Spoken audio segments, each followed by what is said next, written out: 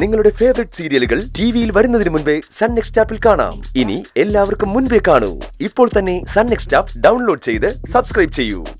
വക്കീലെന്നല്ല, നിയമവിരുദ്ധമായ ഈ കാര്യത്തിന് കൂട്ടുനിൽക്കുന്നവരെയെല്ലാം പിടിച്ചകത്താക്കാനാ എന്റെ തീരുമാനം. ഓഹോ, അത് ശരി. അപ്പോ കളക്ടർ രണ്ടും കൽപ്പിച്ചാണല്ലേ? എന്നാ പിന്നെ അതൊന്നും കാണണല്ലോ. അപ്പൊ ശത്രു എന്നും ശത്രു തന്നെ. കാണാൻ പ്രത്യേകിച്ചൊന്നുമില്ല.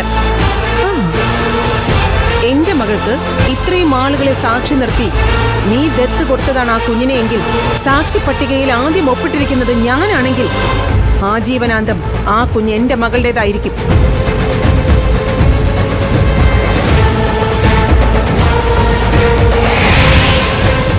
നിയമത്തിന്റെ ഏതറ്റം വരെ പോകേണ്ടി വന്നാലും ആ കുഞ്ഞിനെ ഞാൻ നിനക്ക് വിട്ടു തരില്ല.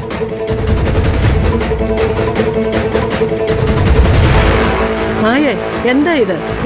ദേവി, ഇത് അമ്മ ഇതിൽ ഇടപെടരുത്. ഇടപെടാതെ പിന്നെ എങ്ങനെയെങ്കിലും ഈ പ്രശ്നങ്ങളിൽ ഞങ്ങൾ ഈ 4 ചുവരുകൾക്കുള്ളിൽ ഒന്ന് പറഞ്ഞു നിർക്കാൻ ഇവിടെ പാടുപെടുക.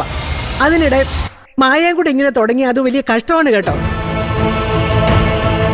പിന്നെ എന്റെ മകൾക്ക് വേണ്ടി സംസാരിക്കാൻ വേറെ ആരാ ഉള്ളത്? മൗനം കൊണ്ട് 3 നേരം ഭക്ഷണം കഴിക്കുന്ന എന്റെ മരുമകനോ? അതോ തൊട്ടിലിൽ കിടന്നുറങ്ങുന്ന ആ പാവം കുഞ്ഞോ?